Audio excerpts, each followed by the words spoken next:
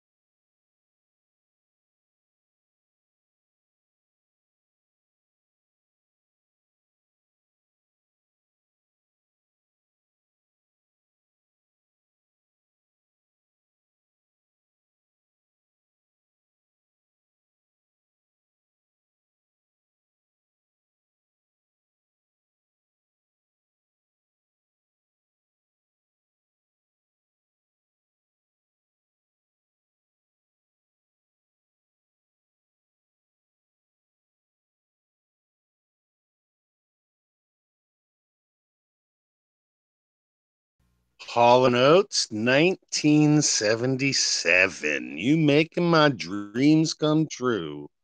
I'm Dr. Lenny Time. I'm just another journeyer through the world of time, space, energy, and everything else. And today I'm in a ground state. I'm in a very good place to be. I've got all sorts of different types of therapy that I've used, from cloud therapy to smoke therapy to aromatherapy to immunics.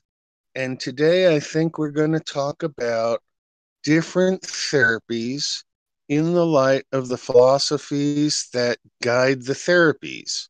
So I've got Dennis the philosopher with me, and he sent me a video of a gentleman who had cured himself of AIDS using Immunix. Well, I didn't get a chance to get to that video, so Dennis, why don't you come on and say hello to the audience and explain what Immunix is so that we can get the ball rolling for another Tuesday of conversation. All right, yeah, no problem, Lenny. Immunix I discovered about 5 years ago, I think. It was the Easter weekend. I remember it was Easter. And for some reason, I was looking for a cancer cure on YouTube, and I know that's a ridiculous thing to do, but that's what I was doing. I spent the whole of the Easter weekend like YouTubing videos of things that were claiming to cure cancer, for no particular reason, except that I thought that it's as good a place to look as any, so I might as well have a look. And one of the things that came up in the search though was Immunix, which is claiming lots of things, and does quite a few things in my experience of it. But I'm not sure it's necessarily a cure for cancer, but they certainly make claims about herpes and HIV and all sorts of things that are virus based. But it's interesting. The guy who came up with it's a guy called Beard Barnes, who was in the human potential movement, I think you call it, in the 70s. Some slightly dodgy weekend workshop type things. Who knows whether they're dodgy or not, though, because if you add them together, they might turn into something that's useful. You can never tell with one workshop whether it's going to be a good thing or a bad thing. But if the cumulative effect seems to have been with Beard Barnes that later on in, I think, 1998, I think he discovered Immunix, because he's got herpes. He had genital herpes and oral herpes, so he was looking for a way to calm the symptoms down. And he was also doing workshops that involved muscle testing. So Immunix is a combination of all the things that he did in the 70s and 80s, I think, pretty much, as a way of relieving himself of the symptoms of his herpes. But herpes is an episodic disease, so you get an outbreak and then it calms down again. Yeah, I think that's so. In theory, what he's come up with is a way of calming down the symptoms that's also potentially a cure, because he's been tested and the virus isn't there anymore. So that makes it, in their eyes, a cure. Whether that's a cure in the medical profession's eyes, I don't know. But we can define cure in any way we choose to define it, because basically there might be a medical definition, but there might also be a dentist definition as well. I'm quite at liberty to change the meaning of a word if I decide that that's what I want to do. And if it's appropriate for me to use the word cure when I'm relieving symptoms, then I'm quite happy to do that. I've got no problem with changing the meaning of the word. Yeah, I mean, I've used it. I haven't used it on any kind of physical diseases, but I've used it on, I've used Immunix to remove the symptoms of colds and flus, and to remove headaches and various aches and pains and upset stomachs and that sort of thing. So small, like minor physical things, and also psychological things. Like I get quite stressed. What was that? The Immunix thing before you go into the meeting, that seems to help. That's my experience of it anyway. I have found that personally, when I put myself into an extremely grounded state and get back in touch with earth vibration and other things, that my sense of the power of suggestion is now opened more, that I can get in resonance, and things like herpes virus and all viruses just don't seem to be in resonance with the human condition of calm brain, calm body, that it takes some extra energy of the stress of life and other things to bring out when the herpes might turn into something that's on your lip or your genital area or that. But I had a partner who had herpes and was able to work to not contract it because it wasn't within my energy sphere, and we were careful and paid attention to hygiene. But I think a lot of what we get from the medical profession is treatment to deal with symptoms, whereas something like Immunix is dealing with the mechanism of how it comes about. And if the virus doesn't have the energy to act, you're going to be relatively healthy. But if you've broken your immune system down or your cannabidiol systems in that, you're not really getting the benefit of the frequency. Do you know much about the Rife frequency work that went on in the 1920s and 30s? Not really. I was kind of interested in radionics for a while, and I'm assuming that the Rife machine was a kind of radionics type machine. Was it some kind of frequency broadcasting thing? It was, but Royal Rife had it so that it could be, you could change the frequency of what was being administered. And I'm not 100% down on the technique. It's something that I've heard of, but I, being a chemist, have tended to go in different directions than the biologists and the medical professions on their healing therapies. And to me, I'd much rather use a breathing. And if I can control my breathing, I can take myself out of any situation. But I like trying different therapies, and our cloud therapy is pretty excellent. I've enjoyed what Lee's been doing on YouTube with the cloud therapy. He's streaming live today. That's Disintegral on YouTube. So if people who are listening want to chat with us, that's another way of getting involved. Yeah, I mean, I agree with you that the breathing is an absolutely key piece of staying healthy and staying unstressed. Essentially, disease is stress to some extent. I mean, there might be other physical things going on, but disease is it's certainly, if the environment is stressful, if your reaction to the environment is creating anxiety or stress, then you're more likely to get sick. I don't think there's any doubt about that. Yeah, it's almost like the fire cycle. When you're lighting a fire, you need the fuel, you need the flame, but you also need an airflow that goes through and makes it so that everything's copacetic. And if you don't have any of the three components, you can't get your fire lit. So if we treat dis-ease as a fire in the body, it has to be starved of one of the components. Either it's energy, it's material, or its capacity to turn energy and material into excess energy or stress. And so if we can find ways of diffusing stress, that in itself would be therapeutic. Yeah, absolutely. And I think that's part of what Immunix does. It made the whole thing, but it's certainly the process. I used to do this when I was working in a call center while I was taking phone calls. So it's quite an easy thing to do in your mind as you're kind of doing another thing. And the basic principle of it is there's several, what they call several bodies. There's 12 altogether, but I'm just going to name 4 of them to keep things simple.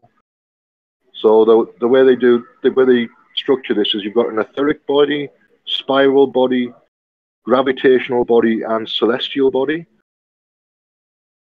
And there might be something going on with a virus in any of those bodies. So the basic principle is that you're kind of using your connection from your hand or your finger to your higher self, or the part of you that knows what's going on, which would be like your subconscious or your autonomic nervous system, whatever word you want to use for it. There's something in you that knows exactly what's going on in your body, and that's the part of you that you need to connect to do anything ultimately.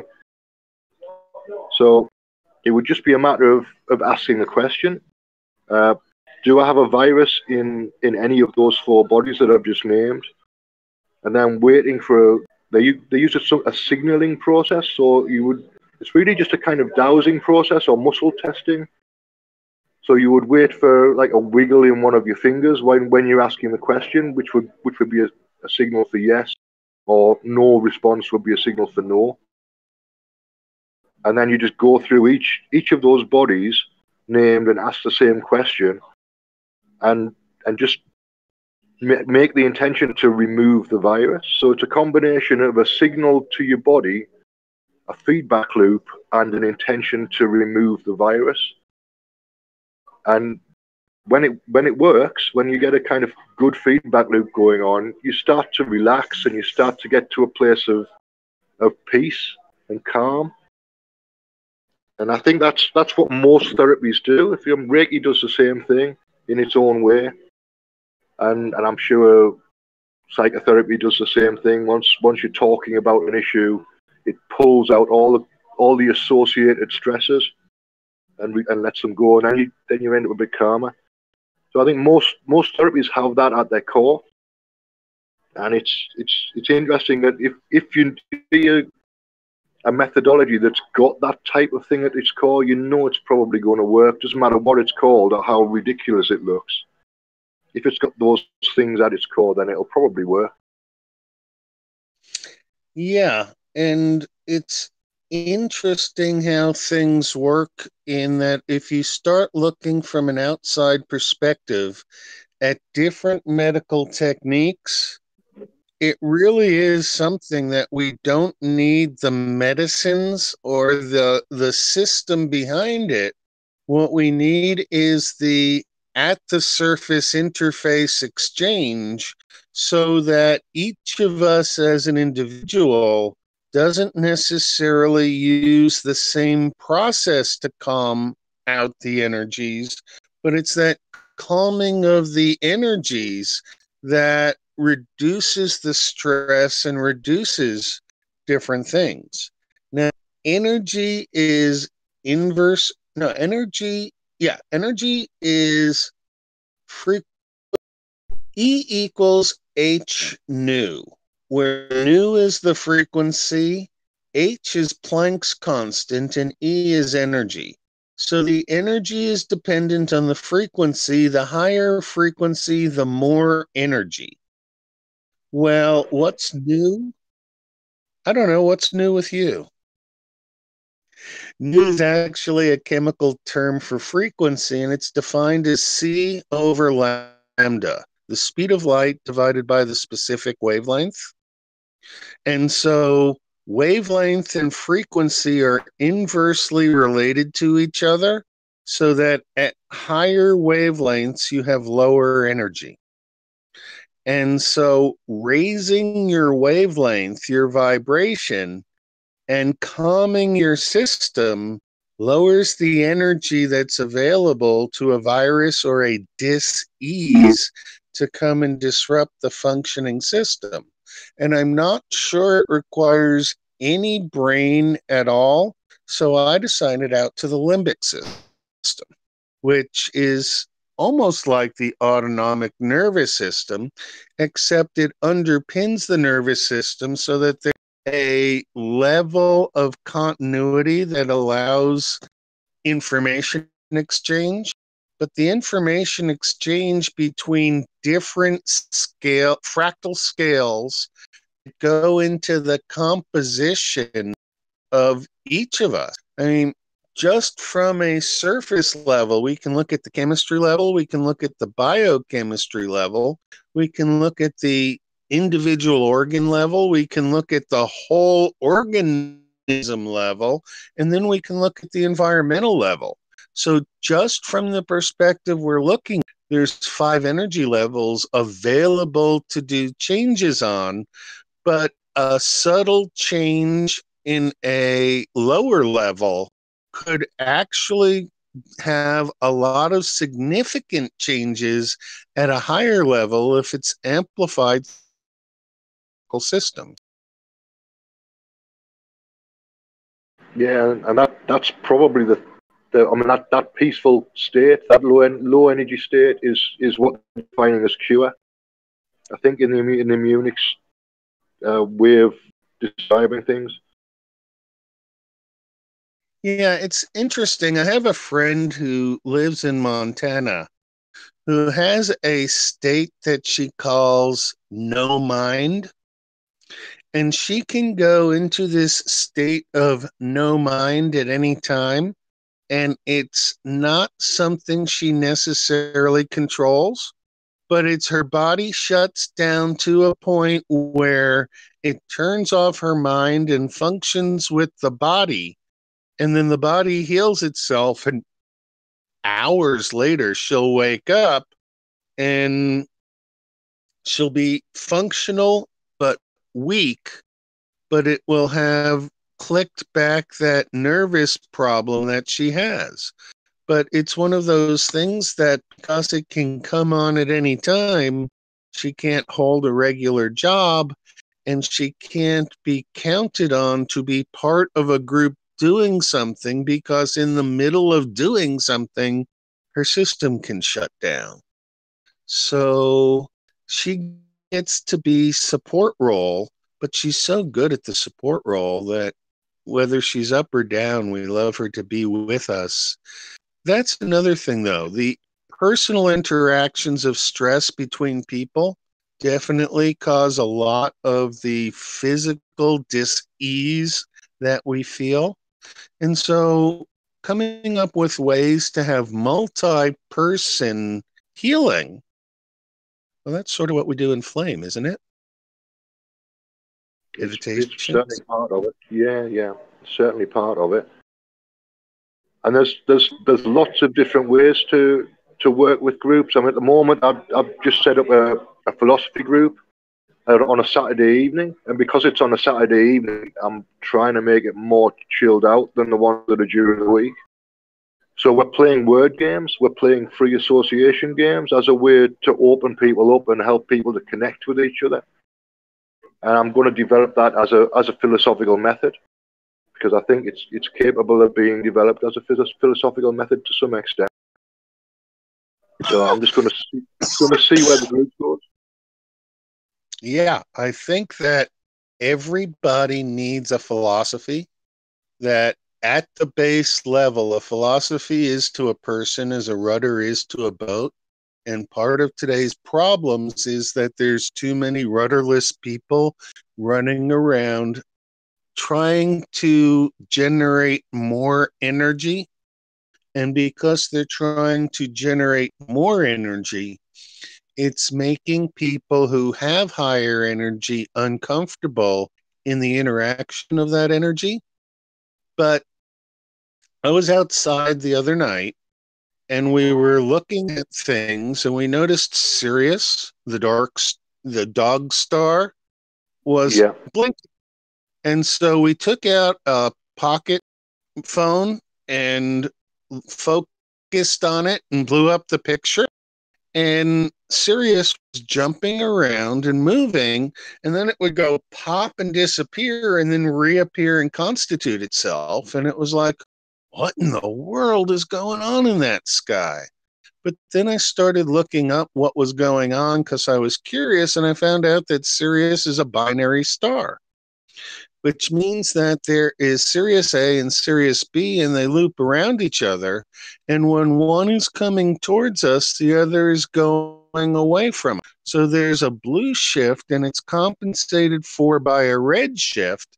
And at some point, the interference patterns covered by the distance between Sirius and the Earth make it so that you get constructive interference for a while adding up, and it reaches a maximum, and then it starts with destructive interference, goes through a zero, explodes, and then pops back up, and then goes the rest of the way back to the negative inversion of what it had, then reverses course and comes back. So how the skies are moving under direct observation, I don't know.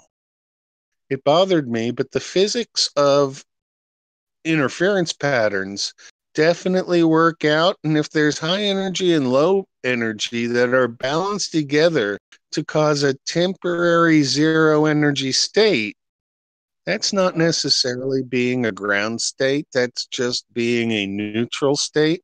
And I really think that being grounded and tethered to the Earth being a living being that's larger than we are, its resonant frequencies can handle the resonant frequencies of all the populations of smaller things.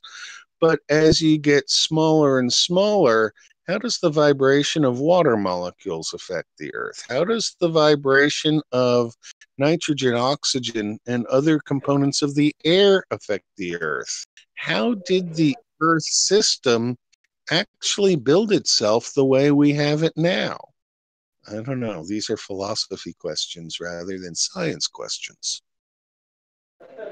Yeah, well, there's an old way of looking at the world, which is like 3,000 years old or whatever, which is that everything's composed of earth, water, air, and fire in various combinations, and it's just a description of the qualities of matter and air, essentially, and fire. If heat and cold, fluidity and solidity, all those things are included in that 4 categories. Right, so you can describe the world just using those 4 categories. If you start looking at it, you can see the combination. And at the moment, I'm looking at a shopping center with a dome on top of it, made out of glass. So there's glass in the door, there's glass in the dome. So there's a connection to the air at those points. There's light going through, so there's more connection at those points than in the stucco that's on there. And you can describe all the buildings around me. I could describe in terms of how solid they look in comparison to each other, how much connection they have to the outside world. All of those types of things are ways of describing the world around you. And earth, water, air, and fire are the ways that people used to use 3,000 years ago. That's what they believe the world was made of at that point. And that comes down through astrology. It comes down through healing systems of various sorts.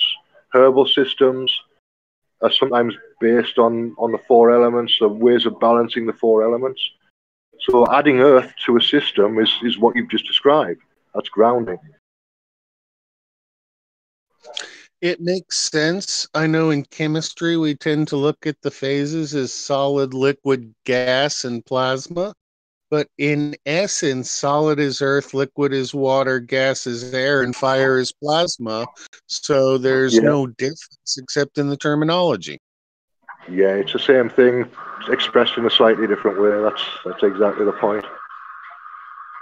What's more is it's expressed slightly differently, so it causes a lot of stress and arguments between people who follow one versus following the other, when in essence they're both following the same thing, and it's a matter of perspective. Yeah, the thing that's being described doesn't change. The description changes, but the thing that's being described hasn't changed because you've changed the language. It's just a matter of it's very possible to change the language and change your relationship to a thing because you're changing the way you're expressing that relationship, but the thing itself doesn't change.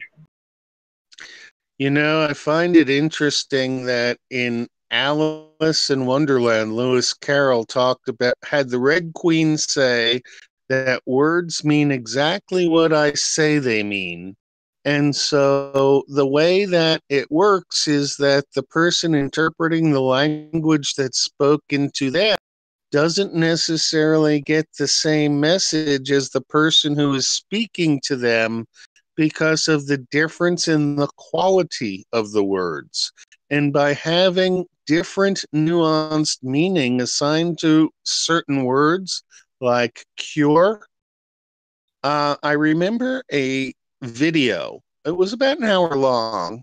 It was called Race for the Cure. And the idea was that it was a cancer cure that they were looking for. And this was the story of a gentleman named Rick Simpson. Now, some people have heard of Rick Simpson. He's the person who developed the process of making Rick Simpson cannabis oil. And the Rick Simpson oil, it doesn't remove the THC from the CBDs, and it's a whole plant extraction. And in fact, whether it works or not has been totally obfuscated by the medical systems, which could not allow medical marijuana until it worked its way through the legal and medical systems. And now the medical system through Big Pharma is trying to create medical marijuana substitutes that work as chemicals in the body and fit into the allopathic medical thing. When they defeat the whole purpose, nature is providing us with weeds that we can heal with. And by making the proper healing potion, we can do much better than we can by breaking everything down and not putting it together. I guess spirogesics is the process of breaking down and recombining things that has historically been part of alchemy, but now has become part of almost an alternative chemistry approach. Yeah, I've not actually used. I think it's Spagyrix, if I remember rightly. I came across them about 20 years ago when I first started going into mind, body, spirit fairs. There seemed to be a lot of herbal concoctions floating around at that point in time. I don't know. I think they were German. It was a German company that was doing the ones that I saw anyway. I'm kind of enthusiastic about herbs, but you have to be careful with herbs because you're adding physical things to a physical body, which can produce side effects sometimes. So you have to just be aware of where your body is and keep an eye on everything if you're doing things that way. My approach is to do things in my psychology and then affect my body that way. That's how I tend to. That's just my default way of doing things. I'll do everything via my mental processes, which is why I quite like Immunix. But you can do it material to material as well. So that's the physical way of doing it, and I'm doing it the airy way, the psychological way. I guess that the process of dilution and homeopathy, which Mel does, was one of those things that's taking the essence of the material rather than the material itself.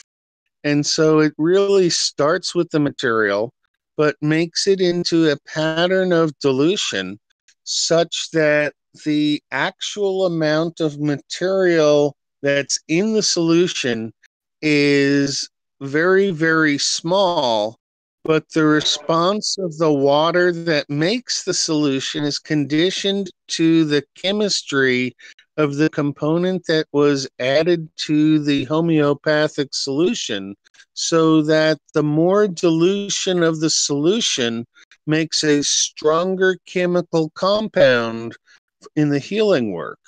And it's not in the chemistry of the bulk process, but it's in the quality as opposed to the quantity of material that's there. So there's definitely different auras between quality and quantity, and there's absolutely no reason why both can't be maximized in the same healing method.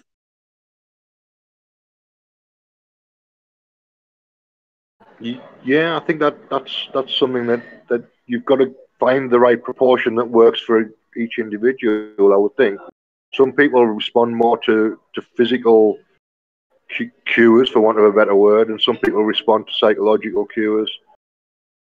So you've just got to work with the individual and see what response you get that's positive, and then carry on doing the thing that works.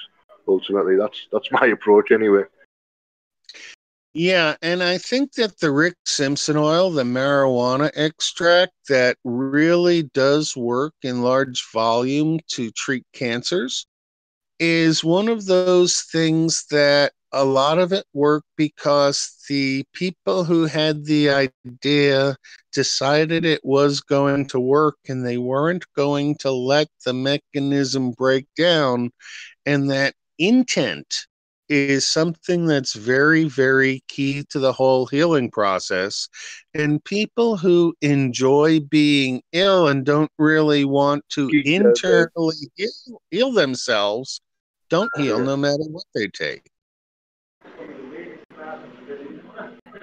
Yeah, I mean, with all therapies, there's got to be some kind of.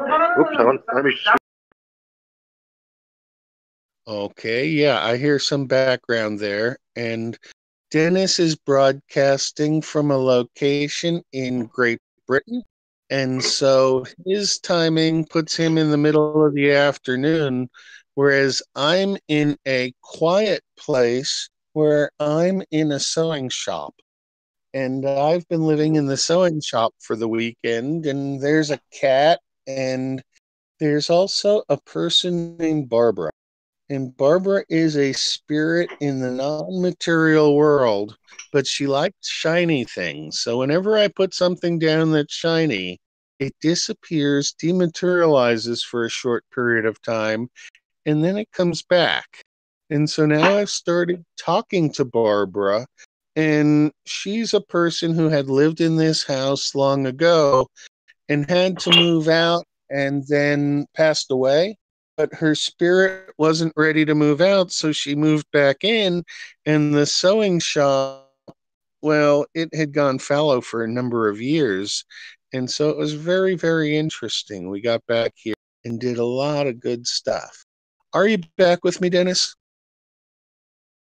Yes, I am. I'm sat at the top of the stairs in a bar in the centre of Newcastle. So when people come up the stairs, there might be a bit of noise, but it's basically all right. It's quiet enough to do what we're doing. So it provides ambience for the audience. Yeah, absolutely, and it's an interesting place, this bar, because it turns out I had a conversation with a guy over the weekend who was telling me some of the history of where gay people used to meet in Newcastle when homosexuality wasn't a thing that was legal in the early 60s, and this bar is one of the places that people used to meet, which I didn't realize, but it is. And it also it's named the Charles Grey, and Charles Grey is the guy that Earl Grey tea is named after. So there's a little bit of history there. I thought I recognized the name Charles Grey when you said Earl Grey tea. Yes, it makes perfect sense. Yeah. Do they have bergamot growing on the outside? I don't know what it is, but it's got his name on it, and there's one with his wife's name on it now as well, Lady Grey. Yes, bergamot is the component of the Earl Grey tea that gives it the unique flavor. And it's a plant, but I don't exactly know what type of plant bergamot is. I would assume it's a spice or an herb. Yeah, I would expect so. But anyway, that's the connection. So I think Charles Grey was a member of the House of Lords in the 18th century. I'm guessing.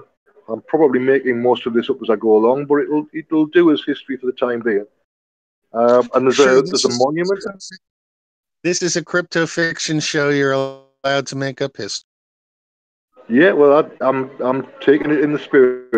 So, but there is a 50-foot high column with a statue of Charles Grey on top of it outside the window. So it's kind of it's an interesting place to be, and I quite like. I think when I'm doing shows, I'll be doing shows from here quite a lot. That sounds like a really good place to be. It says that Citrus bergamia, the bergamot orange, is a fragrant citrus fruit the size of an orange with a yellow or green color similar to a lime, depending on ripeness. Thank you, Patient Zero. We appreciate that. So, bergamot is a fruit? I didn't realize that. I got to have a persimmon yesterday. Persimmons are a fruit that I enjoy very much, but they're a hard fruit to get just in the right way because they're often harvested way too early because they're nice and hard. But when you eat a persimmon, it needs to be nice and soft. And so the process of allowing the persimmon to ripen is one of those real odd things, but a really ripe persimmon is, oh, it's like biting into a fresh mango. It really is. It's got that sort of consistency and flavorish. I just Oh, remembered. I just remembered something that we might be worth talking about, which is there's an old herbal kind of rule of thumb, which is what's called doctrine of signatures, which basically means that if a fruit looks like somebody's kidney, it's probably going to do something for somebody's kidney. So the cure for the thing that you're trying to sort out looks like the organ where the problem is. That's how they used to do it. That's one of the ways that they used to do it anyway. And there's also a color correspondence between fruits and how they affect the body, roughly speaking. It may not be chemistry, but it's enough.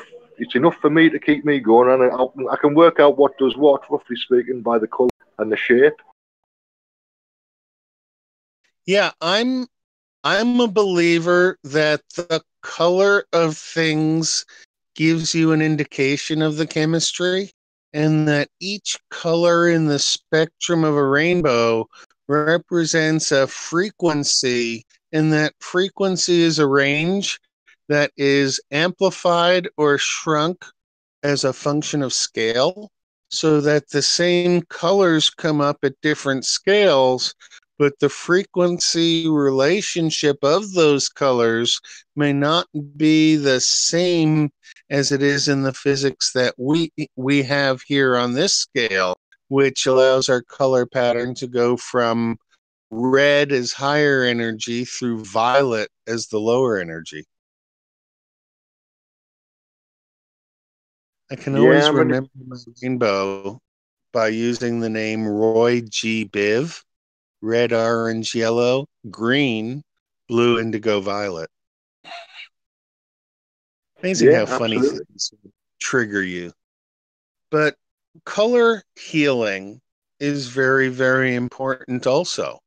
And something that I've noticed is that in the fashion industry, they definitely use color to send messages to the people that they want to be interested in the fashions.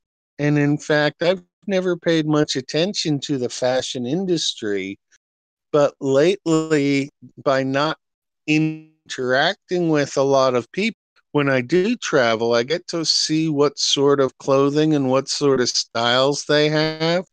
And the American style right now is blue jeans, t shirts, and grunge. And there's not a lot of people who are dressing in bright, chipper colors. And the coordination of people as they work is moving more into the black and blue sphere than the red, orange, yellow sphere. And so I definitely think we draw signals from colors, and that colors have different implied meanings. Yeah, that's certainly true. Going back a few years, I used to at one point read tarot in Camden Market in London, which is a eclectic kind of hippie style bohemian marketplace, basically. So while I was there, one of the things I did was I bought some PVC combat trousers. So by the time I'd done 6 or 7 months reading tarot in Camden Market, I had a collection of various coloured PVC combat trousers. So I had the whole spectrum in my trousers basically, and it was interesting to see people's reaction because when you're wearing bright colours, it intimidates people. They don't like it. They don't react well to it because it's too. It highlights who you are a bit too much for people sometimes. Yeah, I think that really what draws me into chemistry was the fact that I could make so much out of different colors and that the colors were very vivid in the laboratory, and I could play with different things in my lab and be away from being my own sense of appreciation. And that's something that I think would heal a lot of people is if they can get control of the idea that they are part of the one in addition to being the one that they are, so that consciousness actually occurs at two different levels at the same time, and that duality says that those levels have to be equal and opposite images, but we're not really living in duality. That's only an implied overlay. And so the way I've been developing the new way with the tree system, color is extremely important. And red is the color of power, whereas yellow is the color of love, and blue is the color of force.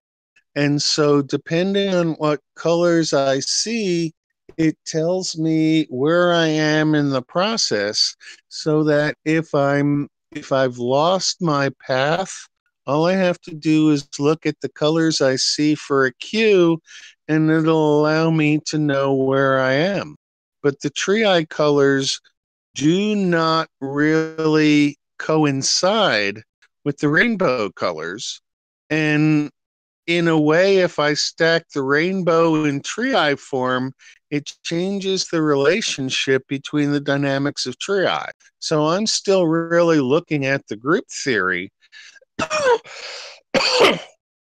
and trying to resolve how group theory works at small numbers, because I think that the bigger numbers are just combinations of small numbers, and that unless we're talking primes, there's always a factor involved that we can simplify things. Yeah, it's always a good idea to simplify. That's definitely been my policy over the last 20 years. And I do agree that the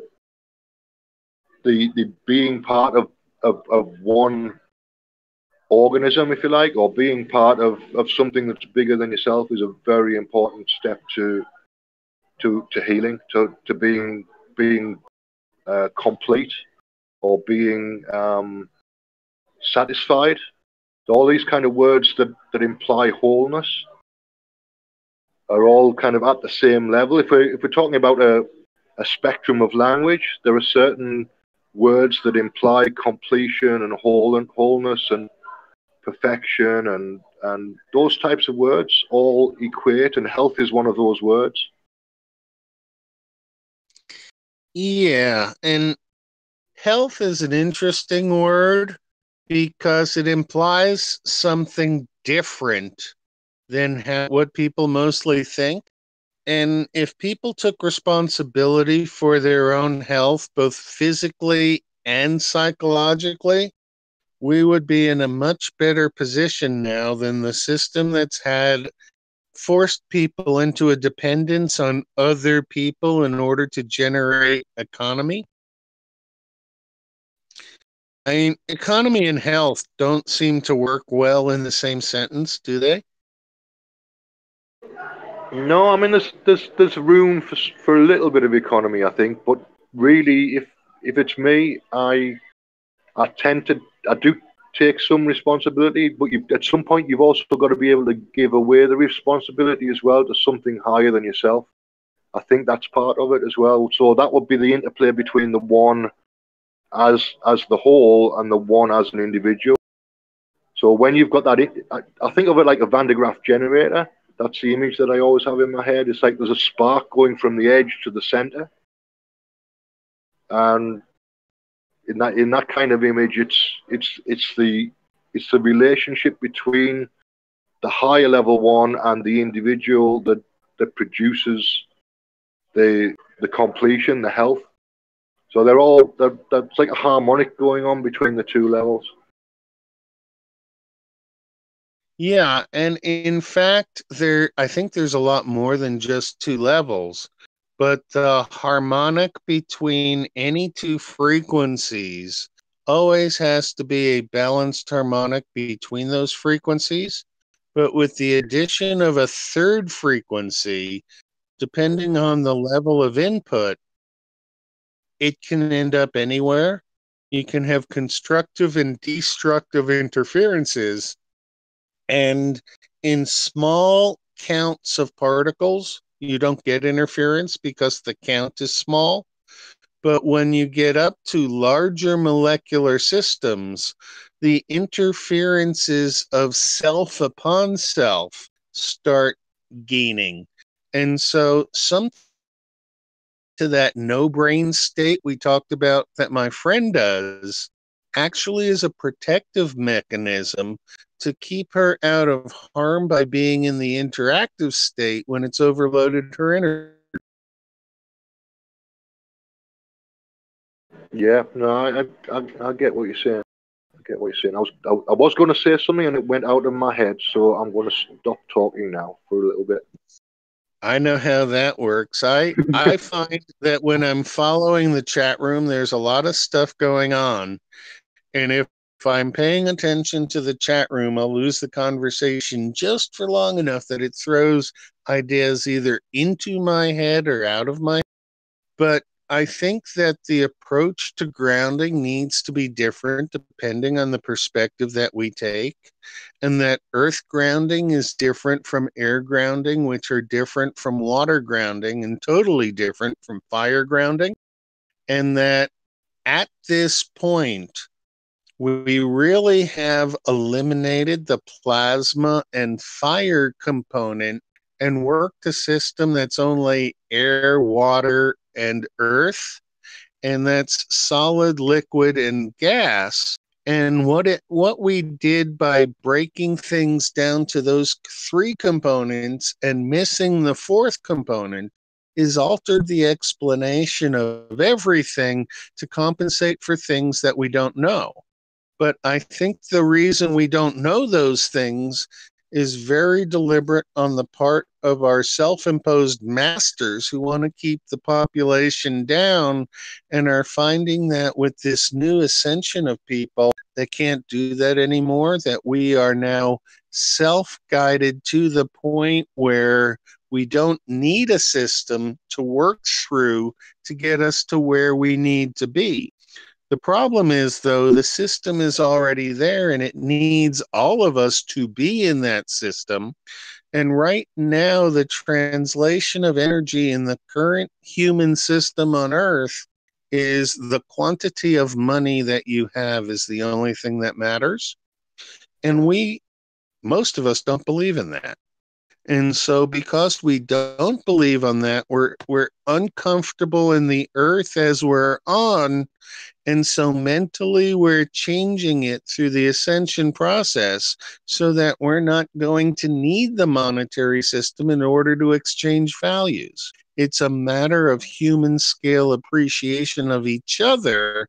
And that's why we're working with this radio show. The New Way has to take a beginning on human scale and look at it through the eyes of each different human and adjust it there.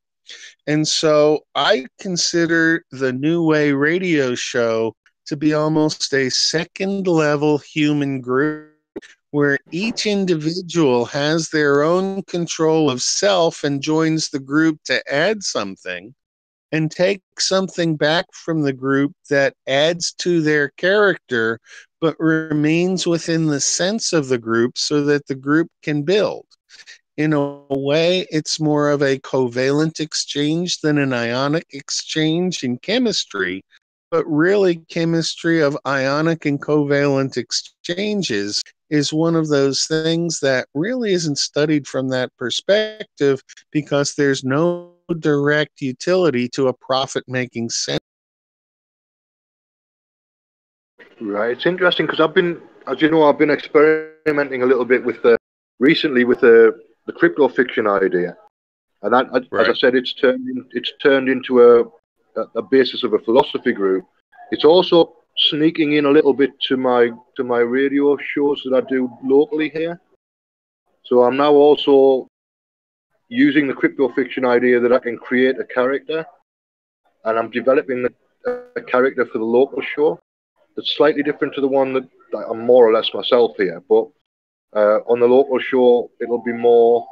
I don't know exactly where it's going to go because it's music based, but there'll be an element of crypto fiction in there. It'll develop as it goes along, I think.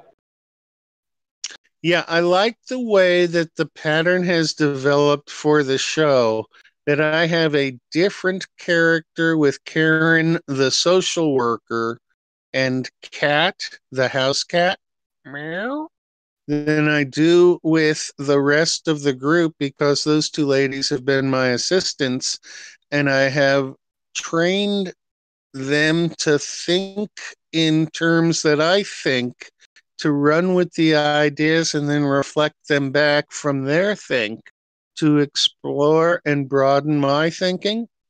But we have this problem in that for too long, there's been a battle against the ego in Freud's conception of id, ego, and superego.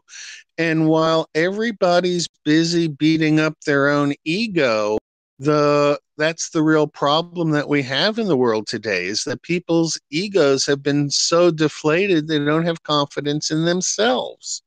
And so, in order to understand where you're coming from, you need the time to step back and isolate. And people are not given that chance of isolation with the density of the population package that we've been given.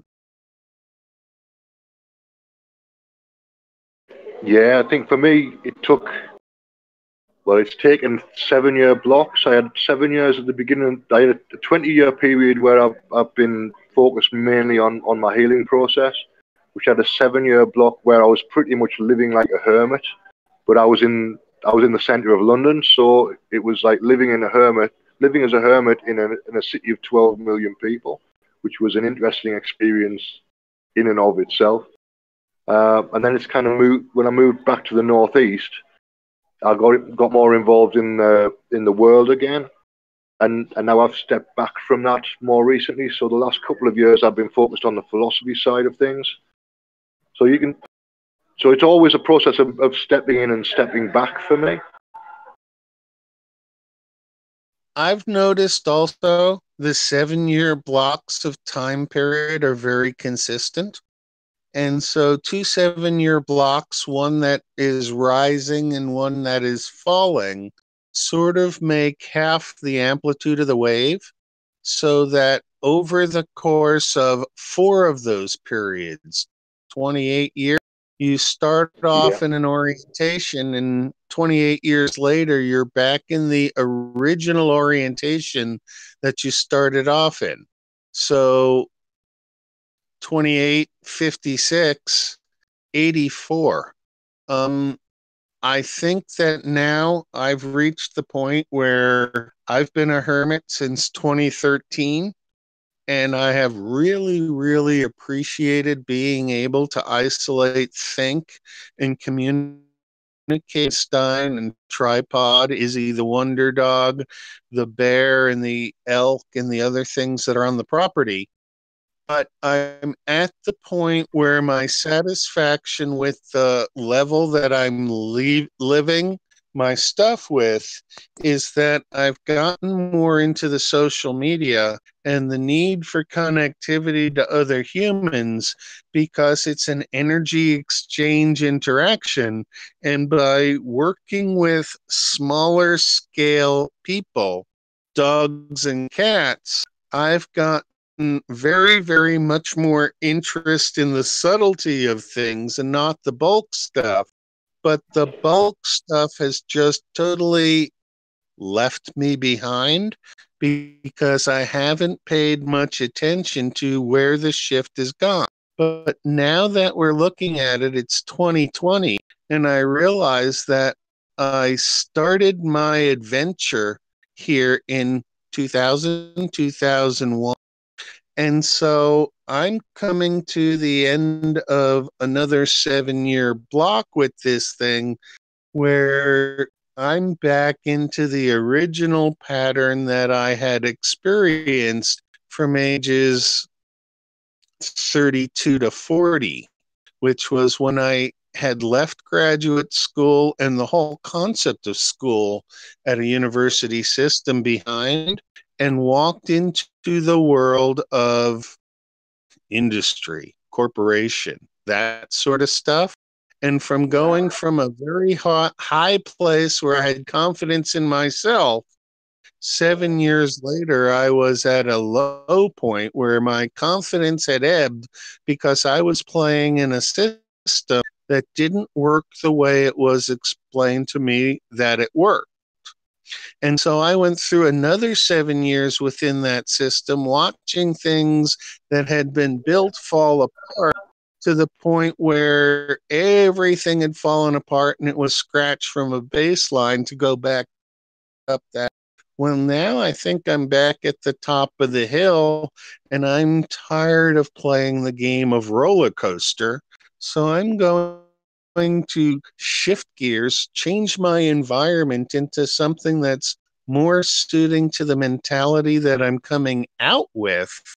And I figure that that'll give an advance to the whole system that we're talking about, because there's nothing like a good energy clearing to really reestablish who you are and what you want to do.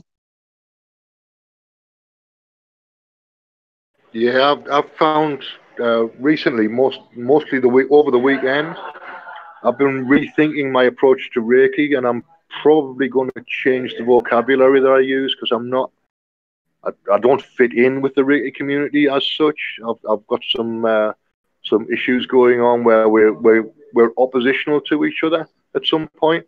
So I need to reassess the language that I might even change the name completely of what I do.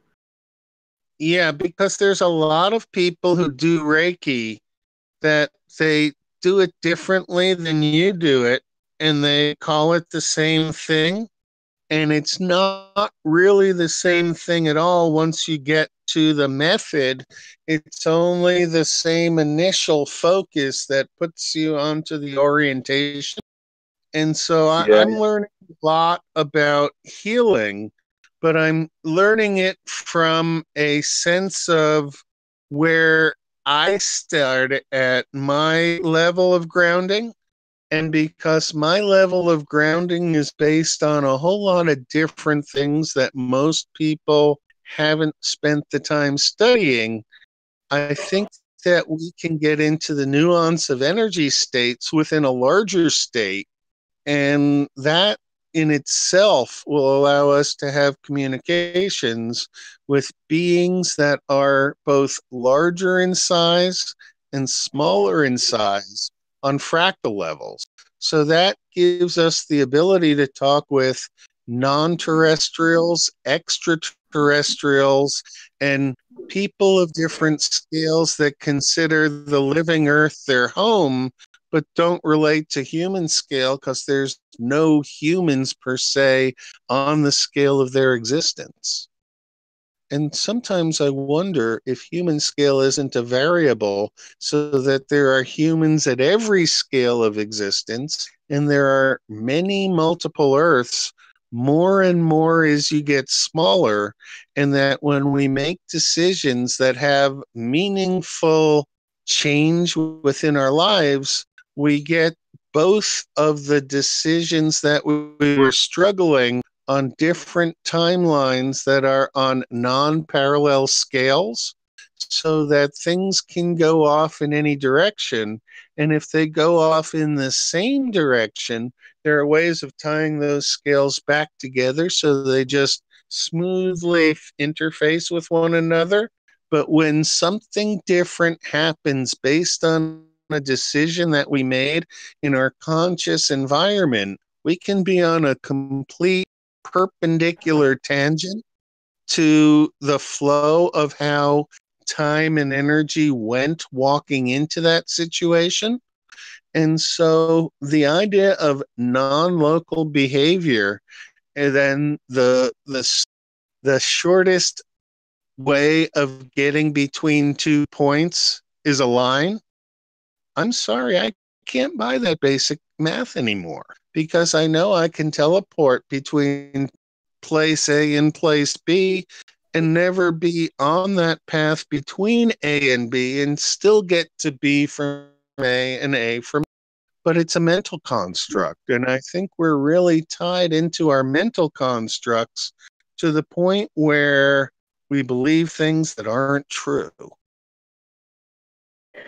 Yeah, I mean, what you're describing is the idea of everybody having within them a monad, which is a Leibniz kind of developed the idea, but it comes from further back than Leibniz. So the idea is that everybody has within them the complete universe. So everything that exists is in everything that exists. It's a very old philosophical idea which describes a hologram essentially.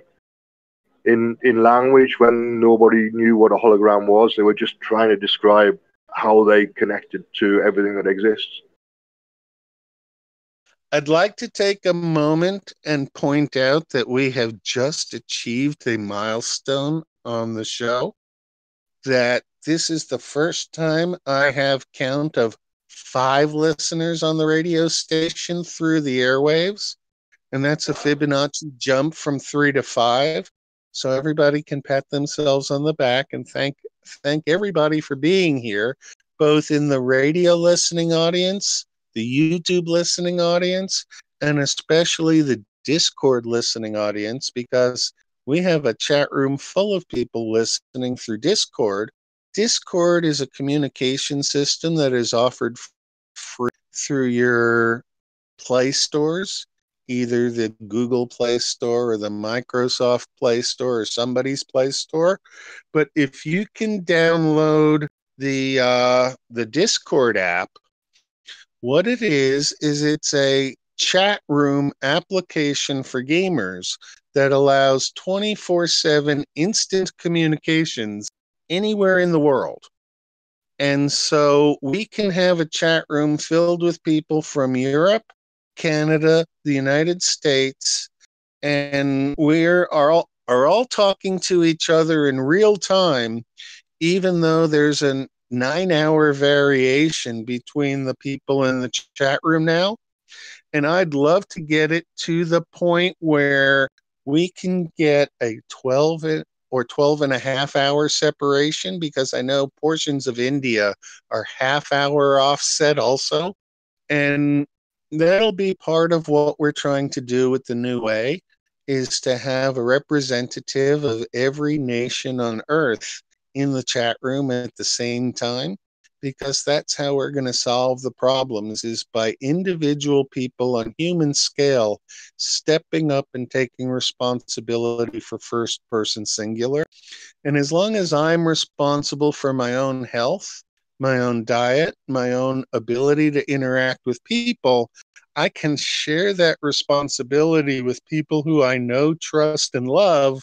And that becomes part of the faith and trust we have in each other. But in the system that we have nowadays, faith and trust aren't valued. It's the quantity of your bank balance that is valued. And that's just not of value to me. So in building a new way, we're going to use the values of money, because you can't not use the value of money in the world that we're in. But the focus of people can't be on generating money. And so if we can figure out as a group a way of having the pattern generate so it brings in enough income to supplement the support system of every individual participating in such a way that they get an incremental bit more than they already have, and it kicks up the vibration of the ability to hold their own lifestyle. Now I think we're talking about something that has value to the individual and gives people a reason to come on board. The trick is to decide which products and services we need to provide to each other at no cost, and which products and services we can provide to outside people at as minimum a cost as possible, but enough of a cost so that people value what they're spending their money on, and that value can be appreciated in real terms, so that the lowering of a bank account doesn't reflect a loss of intent or familiarity. What it represents is a gain in another value that's not measured through the monetary system. Yeah, absolutely. It's all about worth ultimately. Worth is what we're talking about. What you do is worth something. What I do is worth something. There. Yeah, I think worth is what value equates to. And it's not the value that is important, but it's the worth to the individual of how they use that value. Yeah, absolutely. Absolutely. And I did a little bit of shameless promotion on Facebook, so that seems to have up the listener count, which is a good thing. So that means that it's working. Yeah, and there's no such thing as shameless promotion when the world requires people to know you're out there in order to create the interface to you. If you don't have the interface to the rest of the world, then you're doing your entire life in isolation from the people you're planning to share your values with. And so that's sort of like imposing your values on someone else. And if we can talk and agree of common values, those values are worth a lot more than if I said, Dennis, you have to value this particular thing, because we value what we appreciate and we appreciate what we value. But the value of what's appreciating doesn't necessarily change based on our ownership. And so we're more interested in things like aesthetics than we are in the balance in our bank account. And to me, I'd spend money to get the proper aesthetics if I had a bank account to actually be spending money out of. But I learned that the finest things in life are free. And if you're running around trying to accumulate stuff by spending your money to get it, that's just a materialistic approach, and it's not really very fulfilling on an emotional or consciousness scale. But the consciousness that I have and the spirituality that I believe in need to be divorced from each other, so I'm not proselytizing to people I'm discussing things with. I'm just being who I am and allowing them to be who they are. Yeah, I think that's the key thing. Is one of the key things is acceptance. So whatever your environment, if you accept that you're part of the environment, you're not separate from it, then that's going a good long way to having the connection, to having the flow within the environment pass through you. And that's kind of what we're talking about. So in terms of the new way, it will be a flow of worth, flow of value. In terms of the old way, it's a flow of money or a flow of status, but it's still flow. It's just we're using different language to express it. So all we're talking about really is a flow of interconnectedness, but everybody uses different language to express that flow of interconnectedness. And in fact, everybody using different language is a good thing, because each of us means exactly what we think we say we mean when we're using that language. And it's when we get into the interface where some people think differently from the same words that we can now start getting beyond the words into the concepts. Yeah, absolutely. And using cure as an example, the way that they define cure in Immunix changes how you look at the thing that you're perceiving as a disease. So if you can if you can get to a place of peace or calm or joy in the process of healing, then that becomes described as a cure, which means that you've then cured your disease, which means that the next time that particular combination of things comes up that was labeled as a disease, you now know that you can cure it, and you've got experience of being able to cure it, which reinforces the thing that happens the next time, which is it'll happen quicker and be more consistent. So just changing the way that you look at a word can have a huge impact on the psychology of health. And I found that's one of the things that I found interesting about Immunix, was that just changing that word, changing the meaning of that word, changes the whole thing.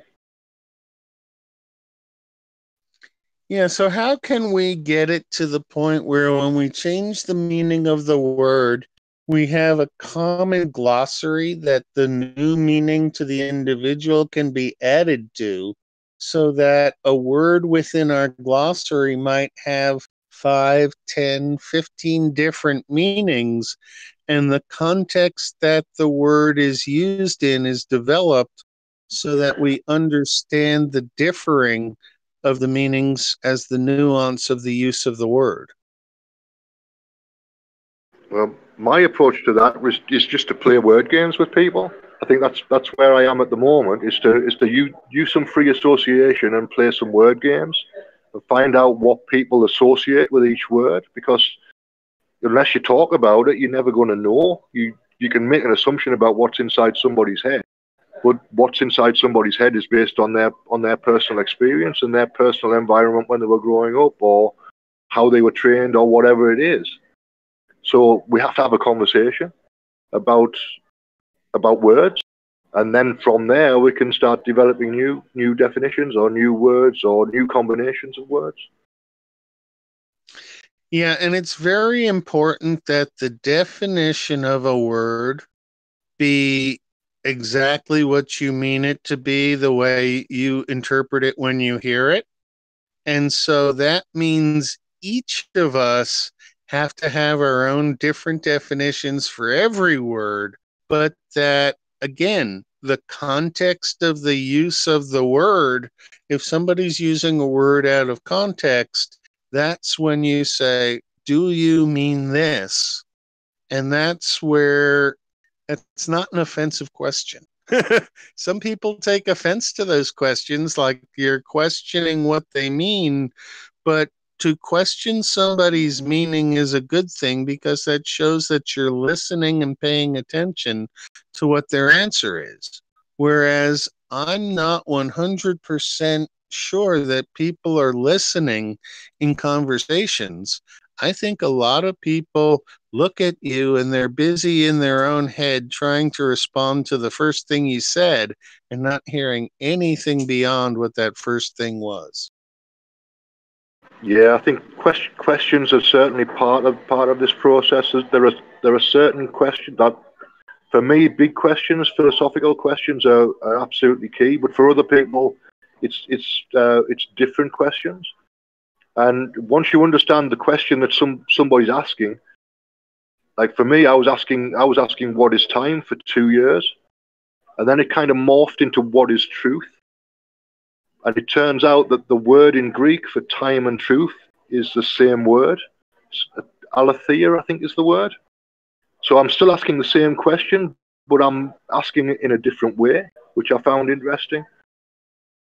And if you know that that's the question I'm asking, then you can kind of connect on the level of truth with me. But if you don't know that that's the question that I'm asking, then what I say won't make sense unless you know that context. So, what do you think time is? Ooh, now there is a question. I've eventually come to the conclusion that there's a couple of ways to answer it, because you can look at it from a human perspective, or you can look at it from universal perspective. So from human perspective, time is perception of time, it's perception of movement. So you see your environment, something happens, you know, and then that's interpreted as time. So it's changing the environment in effect.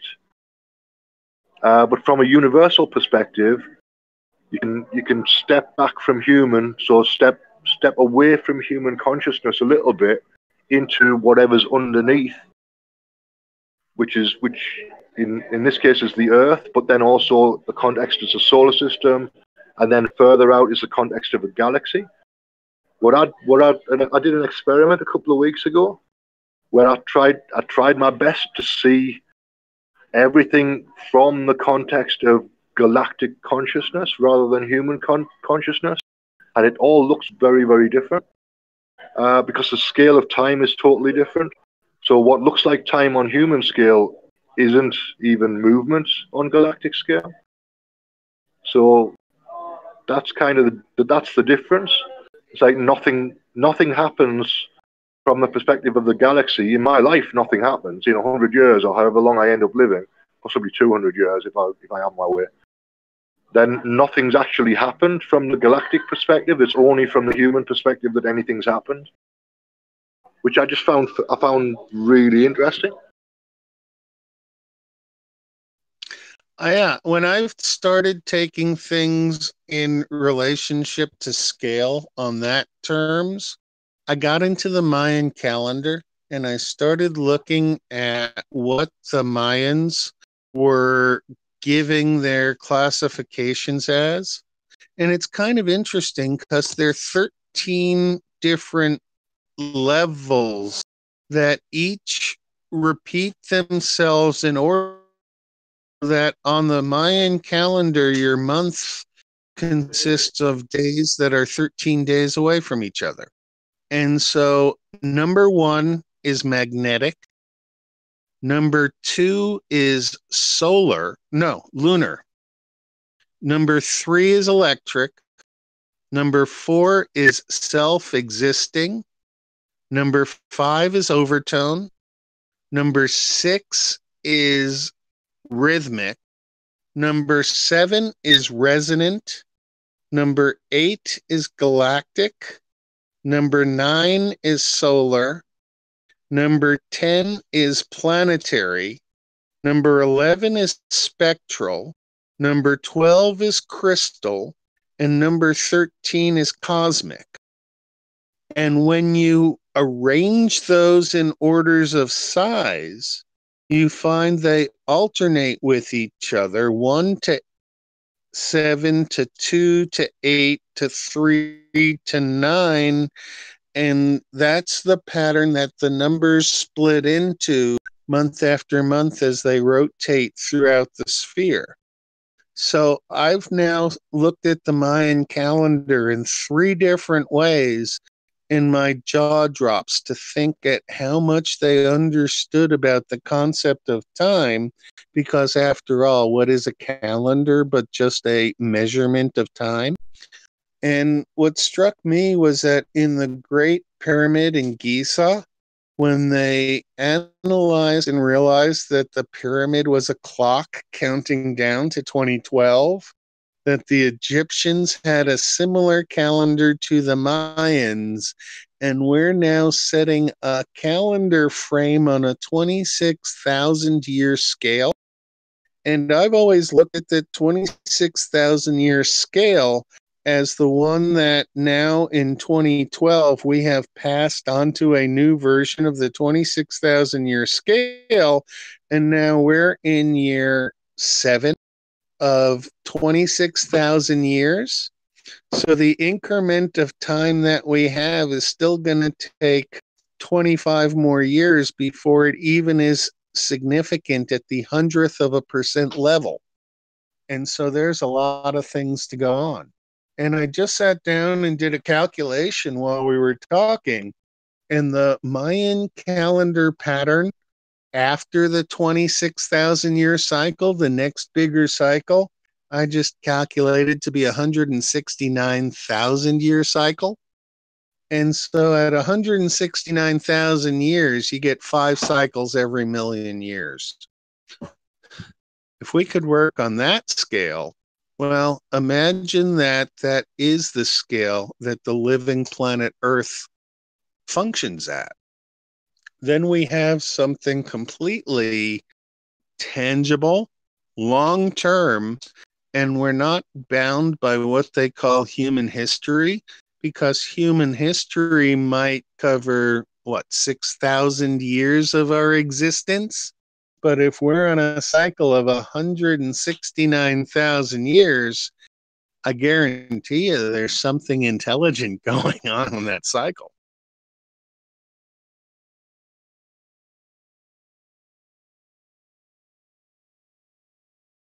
Did I lose you, or did I lose me?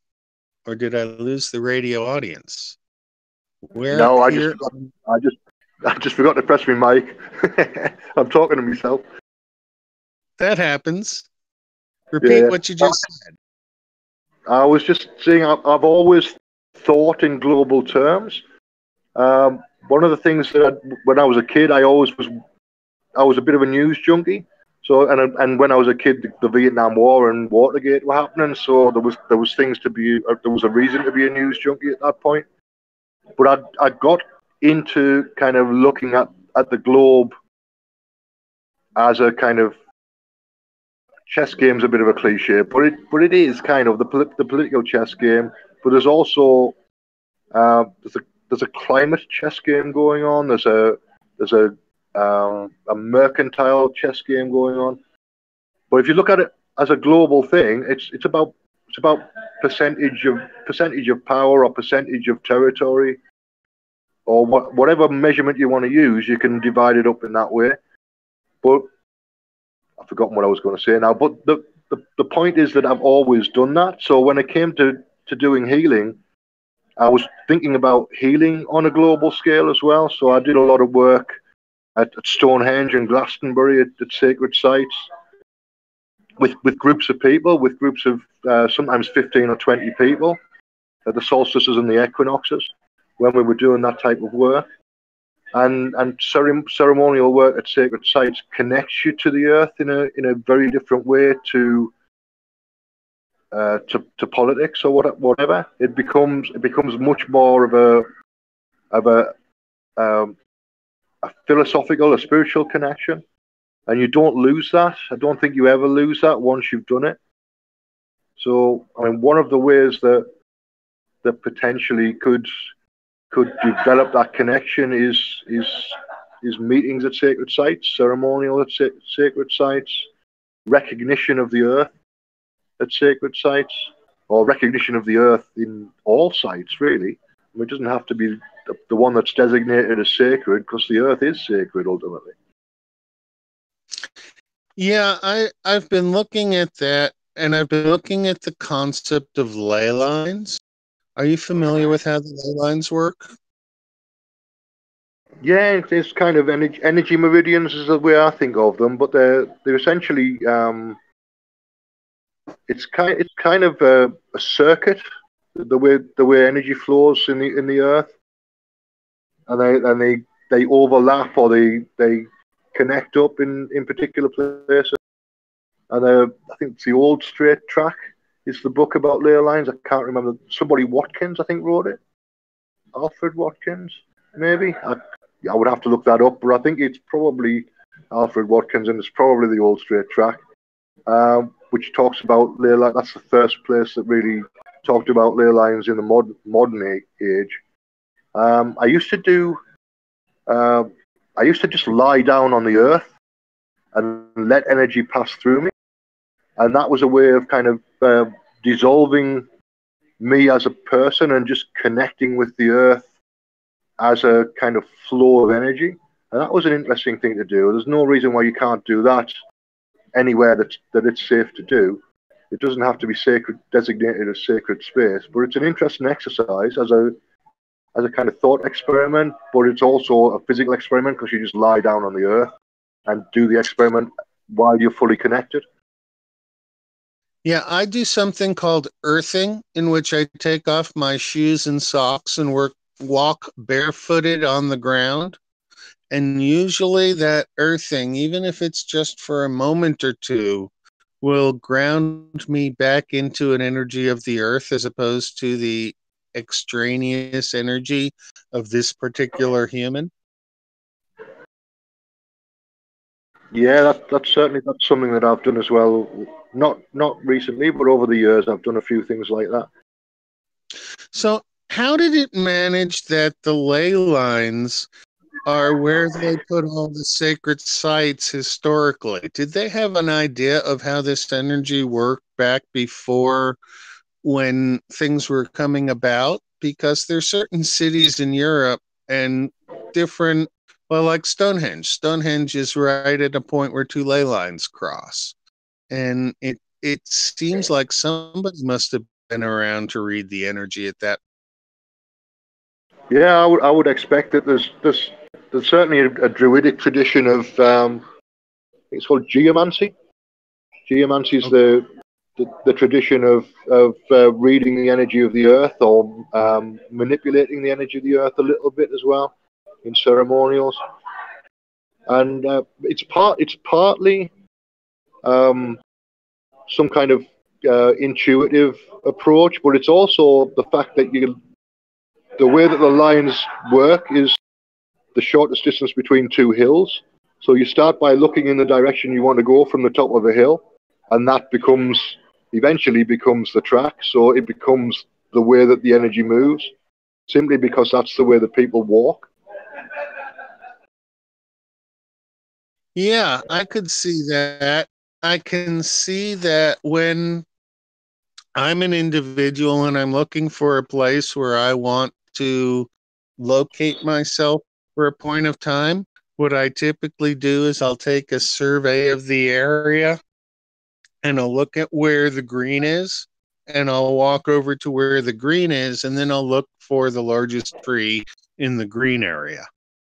And it's kind of interesting because when I'm at home, I'm so comfortable in my surroundings now with nature that it's almost second nature to me to go where I need to be at the moment I need to be there. But now that I'm off in a place where it's different from where my resonant energy resides, we're making a lot of things happen that are transforming the energy of the place where we're at from an energy that it had previous to an energy that we're going to carry here in the future. But there's a lot of question as to what that future is going to bring in the negotiations between the individual people who have different perspectives on the land is the point where we're coming up to. Yeah, I mean, finding the right place is kind of an intuitive thing. I think there's some kind of thought process goes into it, but at base, it's a feeling. It's a feeling of being comfortable, or a feeling of being connected, and that's the way you do it. I think there was at one point I was living in a big house on a hill, a big Georgian mansion on a hill, with a vineyard connected to it, and down at the bottom of the hill was a yew tree that was over 1,000 years old, and that's the place that I ended up being connected to it when I was living in that house, because I went for the oldest tree. I was in the churchyard as well, which is interesting. That they've obviously built the church because that yew tree's there, because somebody must have felt the same thing that I felt. Yeah, I think that trees are definitely living beings with consciousness that can develop relationships with individual humans if the human can slow itself down to the pace where the tree can make contact. That really it takes almost a half an hour to 45 minutes of being with a tree in contact before you can get a sense that that tree even understands that there's a human there. Although once you've made the relationship, the tree then can wake up whenever it wants when it senses your presence. But I also think those trees communicate fully with my cats and Izzy the Wonder Dog. and that there's no question that nature has its communication system that humans have excluded themselves from by developing our own forms of language and communication between humans that excludes the rest of nature. Yeah, and I think philosophically, what we're talking about is the one as the environment, and the one as an individual, and there is no separation between the environment and the individual. And what we've forgotten is that there is no separation. Yeah, I agree. And a sense of place is a feeling where you're supposed to be, but it's different from a sense of location or a sense of space. And everybody needs to be comfortable in their own space. If you're not comfortable in the space that you're in, that's the first point that's going to start stressing you out. And then the stress amplifies based on other things being piled on top of the unnatural comfort zone that you're in initially. Yeah, so ultimately the health of the environment is related to the health of the individual. If you've got a healthy supportive environment, then you're going to be healthy and supported. Yeah, and I guess it depends on your communication with the environment too, because a lot of people are second nature in their environment and don't give it another thought, whereas some people have to spend a lot of time building the feng shui of their own environment just until they can feel comfortable there. And then when other people come into the space that you had occupied, that changes the energies also. Yeah, absolutely. People. You can feel it. If I'm sitting in somebody's living room in a group, and we're talking philosophy or relating to each other in an emotional way, sometimes the whole dynamic of the group shifts when somebody new comes in. You can see it immediately if you're looking at the space and looking for that, looking for the shift. You can associate the shift in the group energy with the new person coming in. I used to do that quite a lot when I was in London at business networking meetings, which was interesting because I would probably have done an astrology chart of the time of the meeting, and then I was looking for who arrived later and associating them with the transits that were going on on the astrology chart. It was interesting. It was fun, and you could see the associations. Yeah, and I wonder if it's also a function of group size, that if you have a group of 20, 25 people, one or two people walking in make really very little difference. But if you've got a group of 4 and somebody walks in to make it a group of 5, that would be a huge dynamic shift. Yeah. Obviously, the percentage is different, and it depends on the type of energy that the person carries as well, to some extent. Yeah, where do you think the level of a group participation is, where the level of the individual participation within the group is no longer significant? Right. That becomes an issue of partly there's an interpretation of group dynamics that like the people I hang out with use, which is that the group is a lower level than the individuals in the group. So you kind of at the high and lows is dodgy language to use, but we've got to use some kind of language. So, but it's a scale, and the group is at a lower level than I think the majority of the individuals in the group, which tends to be the bottom 10%, at the level of the bottom 10%. So the more emotional people are, the more. Let me get this right. So if the bottom 10% of that group is highly emotional, highly volatile, then the group becomes tuned to that rather than the less emotional level, the more intellectual level, or the more nuanced level. So changing the percentage of emotion, of emotionality, and changing the percentage of oppositional thinking, or of opposition dialectic is not quite the right word. Dialectic is the philosophical word, but it's not quite right when you're talking about group dynamics. So I'm not sure what the exact word is I'm trying to get to, but the principle of it is that when there's opposition going on internally in individuals, it expresses within a group.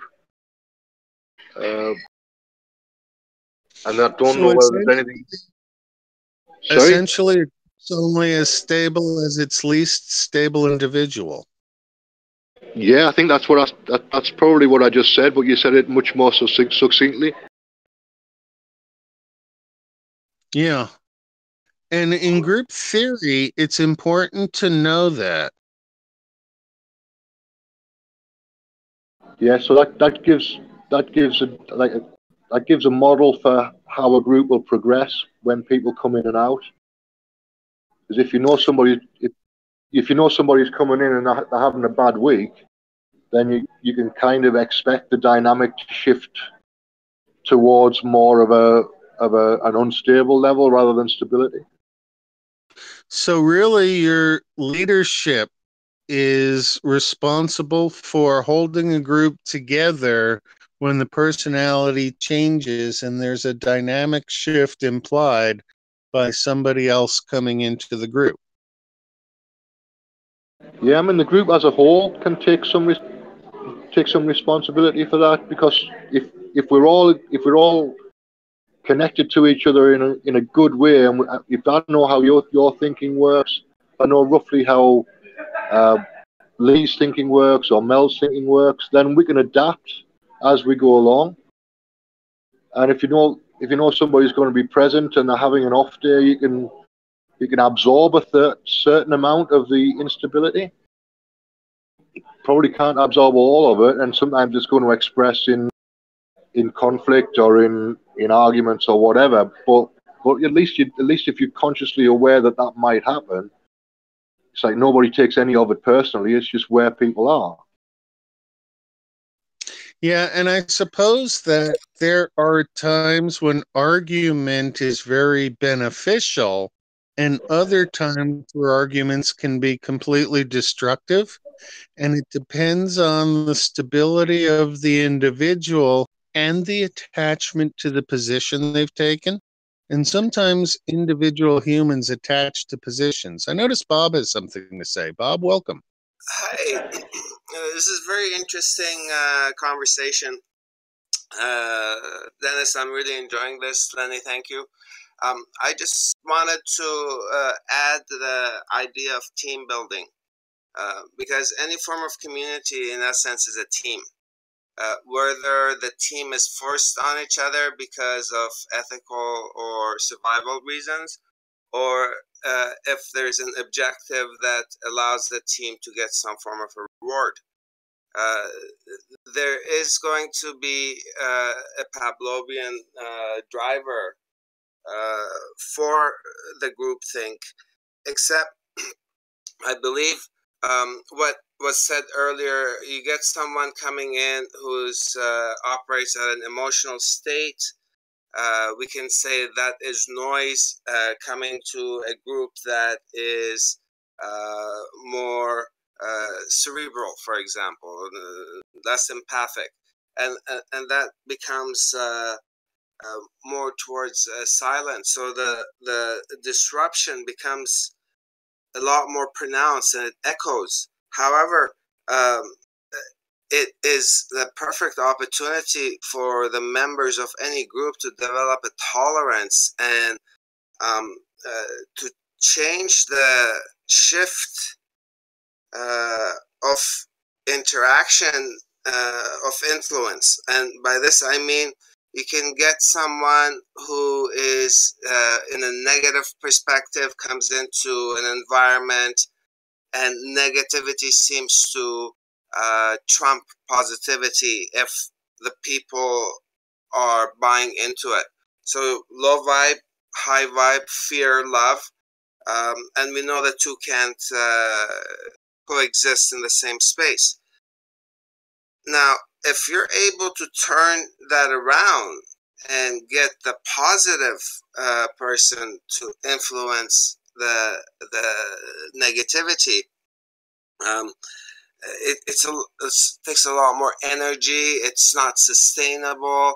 And there has to be a proper exchange for any form of growth on both sides and, again, sustainability. However, if you get a group of people that are able to work in tandem and allow the person that's coming in at an emotional level, and if they are in a negative space, obviously they're hurting. And by being in tandem and having the intention of taking that pain away from that individual instead of coming up with what's right or wrong philosophically, morally, it changes how we interact, and our entire perspective on groups and teams starts to develop into what we are more in tune to with our personalities. I tend to agree with you, and I think that when we're talking about team building, that's a different it's a different type of thing when you have a self-assembly of a team towards a purpose, or a constructed assembly of people for a project. And a project and a purpose aren't necessarily the same things, but in order to build something that truly is grounded in a reality, we need a lot more perspectives than just 2 or 3 individuals. And we've come to a form of consensus reality now where there is no consensus on the form of reality. So we've got different people believing different things in simultaneous space. But insanity is when you believe 2 opposite things and hold them both to be true and can't resolve them with each other. And I think that the whole of current society has almost a dyslexia of being able to not hold the fear and the love in balance with each other so that they can get something through. And I'm not sure fear and love are the pair. I think fear and hope are the pair, and that love is something that we need to better define in the English language, because it's become a buzzword. And it's such a buzzword that individuals who don't feel love tend to be terribly needy of other individuals to occupy their time and share the absence of love. And it just brings a lot of people down. Whereas we've been able to develop a communication system now where somebody could come into the room and I don't think they could bring us down, because we understand where they're coming from and we have an intention to raise people's vibrations by becoming members of the group. And so individuals within the group either are going to feel comfortable by joining the group, or they're going to realize that they don't belong to this group and drift off and find another group. That was very well said. And I might have not expressed myself as clearly as I wanted to. I believe we're looking at it from one end of the telescope, and I'm looking at it from the notion that everything is based on teams. And like you said, we find who we mesh with, and we end up joining groups that ends up fulfilling what we want. But teams, whether the purpose is obvious or it's just plainly just wanting to be huddled around each other, just like when we were back in the early days, just for simple warmth. There's an aspect of warmth when we have people around us, and that's the light against the loneliness. Okay, so a team of one really isn't a team because it's only an individual in absence of the rest of the team. Yes. But then in chess is just a one-on-one game. And your team are the 16 players, the 8 pawns, 2 rooks, knights, and bishops, queen and king, that present the interface for your opponent with the same level of initial participation. But as the game goes on, if one player loses pieces, it changes the balance of the game. The person who wins the game is not necessarily the person who has the most pieces at the end of the game. Yes, but only this is prevalent in a zero-sum game framework. If you change to a win-win synergetic approach, which I believe we're trying to get into, we start to realize any effort that collectively we put towards a so-called game becomes this reality. And right now we're living the reality of the dreams of the 50s with the Jetsons and the Star Trek communicators and such. So, or the horrors of the 50s with the Flintstones and the demolishing of everything. Back to the Stone Age. Yeah, so we are the echo of the dream of our ancestors going a few generations back. Technology right now is getting to a place where we can fulfill our own dreams and not dream for our children, where we think this is what's going to be best for them. And in all reality, if they hadn't gotten us to this point, we wouldn't have this point of freedom. And instead of realizing how fortunate and how good we have it in this world, I guess part of progression is that we start focusing on the things that are not working. And what's not working is the game that was superimposed when there was a Cold War and the superpowers were going at it. That's the duality that went into the psyche of the entire planet. So it's Russia versus U.S. Even after it crumbled away, that framework is in mentality of how we do business, which impacts our economy. It becomes us versus them. It becomes about hoarding resources and having an advantage over the other, and to control using fear.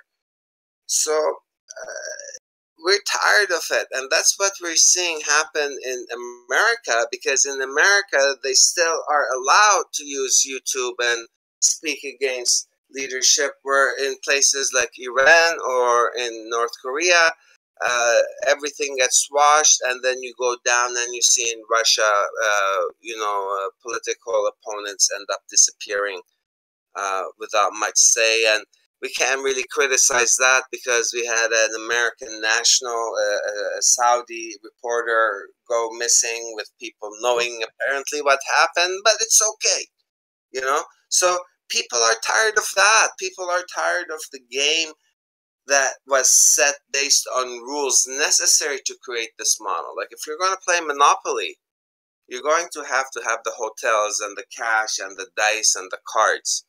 But if you are going out fishing, and you're teaching somebody to fish, it's the dynamic changes, but it still can be made into a game.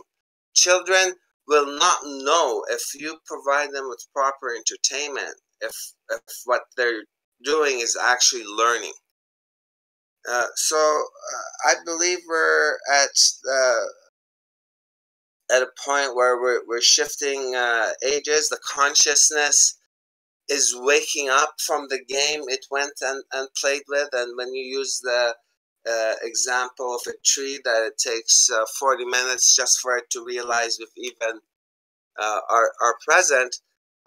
With time and the reality that we're facing right now, it's going to take a few cycles before things shift.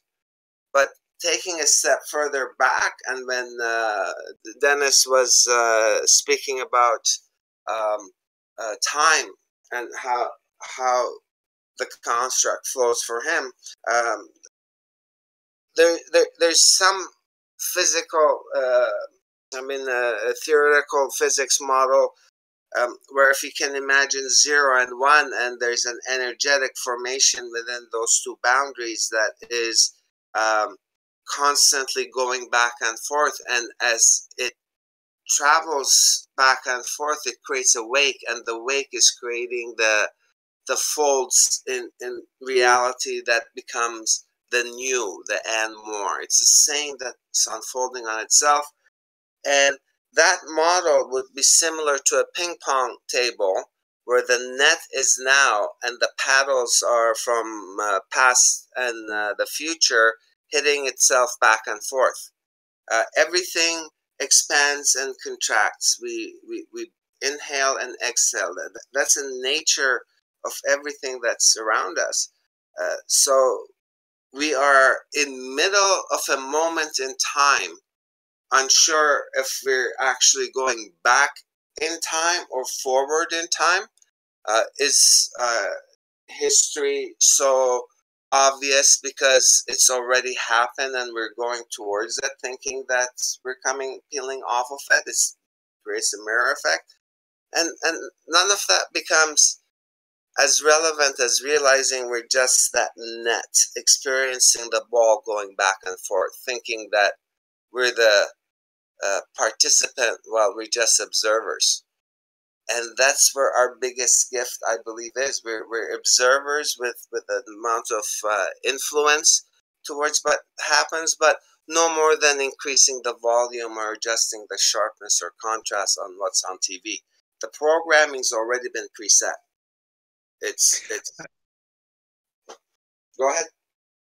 I think that we're embedded in the game, and that when we're embedded in the game, we can't be an observer with influence from the perspective of outside, but that when we take the position where we're stepping out to be outside and observe the game, if we do that from internal in the game, it's almost like a cheat code.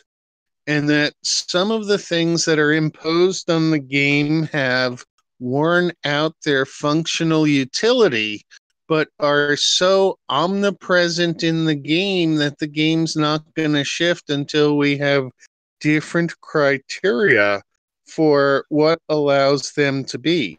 For instance, you said we're all tired of the fear state. But I question that because there's so many people who seem to be enthusiastic bringing the fear state about that I wonder if they're tired of it, or I wonder if they see some advantage to keeping other people in fear that enables them to have advantage in the game we're playing. Or when we look at the big scale here, we are from a lot of different countries in the chat room, but there's no sense of country at all in the creation that we've made where we're building things together. And it doesn't matter if Willie is in Belgium and I'm on the western portion of the United States. We're still in the same space-time for the duration of the show, even though the physical location is only a construct of a black box that we each share from our own location.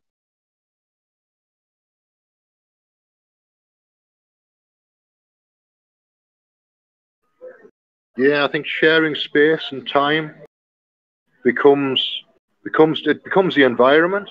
I mean, obviously, I spend 15 hours a week, 12 hours a week in this space, and it becomes part of my life and my environment. So anything that shifts and influences this environment is going to shift and affect me. And likewise, anything that happens over here is going to impact my relationship to this environment. So it's all connected together. It's almost like the environment is another person in the space that has its own intelligence and has to be considered on a whole, but yet isn't really transcendent onto human scale. Yeah, it's like it's there in the background. So you've got to take account of it. And you can influence it, but you don't realize you can influence it. There's all sorts of factors, all sorts of things. Yeah, and the influence that we have on the environment is not necessarily going to reflect back to us in immediate time. It might be that we have done something that 5 years from now will change. We just lost the station, so I guess that means the show's over. Thank you, gentlemen. That's a wrap, folks. That was good. I enjoyed that. Yeah, I didn't even realize that we were coming down to the end, and then all of a sudden it blinked off.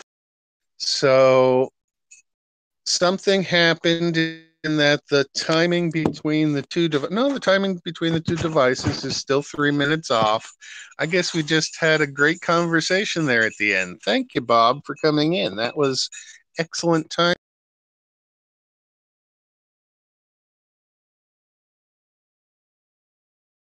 Yeah, good stuff, man. Good stuff. Yeah, tomorrow's show is Mel and more oration from Manly P. Hall. And on Thursday, I've got a potential guest who's supposed to get back to me by email today or tomorrow.